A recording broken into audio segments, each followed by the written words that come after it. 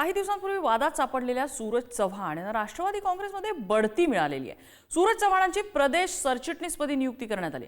सूरज चव्हाणांनी छावा संघटनेचे प्रदेशाध्यक्ष विजयकुमार घाडगे यांना मारहाण केलेली होती आणि त्यामुळे सूरज चव्हाणांची राष्ट्रवादी युवक काँग्रेस प्रदेशाध्यक्ष पदावरून हकालपट्टी करण्यात आली होती।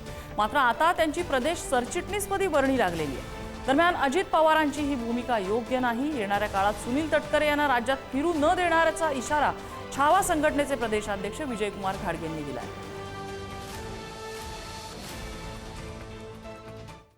सुनील तटकरेंनी असं का त्याला बक्षीस दिले? का तुमच्या समोर शेतकऱ्यांच्या पोरांनी प्रतिकात्मक आंदोलन केलं म्हणून तुम्ही त्याला बक्षीस दिले? एवढा जातीवादी सुनील तटकरे, आम्हाला लक्षात येत नाही का काल कोण कोण होते त्या ठिकाणी नियुक्तीपत्र देताना? मग अजित पवारांच्याच पक्षात काही चालत नाही का, असा आमच्या समोर प्रश्न पडलेला शेतकऱ्याच्या समोर। परंतु याचे परिणाम सुनील तटकरे असतील, राष्ट्रवादी काँग्रेस पार्टी असेल, यांना भोगावे लागतील। अजित पवारांनी सुद्धा याचं स्पष्टीकरण दिलं पाहिजे। शेतकऱ्यांच्या पोरावरती हल्ला झाल्याच्या नंतर तुम्ही जर अशी गुंडांची टोळी पोसायचंच ठरवलं असाल तर महाराष्ट्रातल्या शेतकऱ्यांच्या हातात आता फावडा आहे, हातात रूम नाही, तुम्हाला त्याचा सामना करावा लागेल। तो आमच्या पक्षाचे अध्यक्ष अजितदादा पवार यांना निर्णय घेण्याचे पूर्ण अधिकार आहे। असे प्रश्नाचे उत्तर मला देता येणार नाही।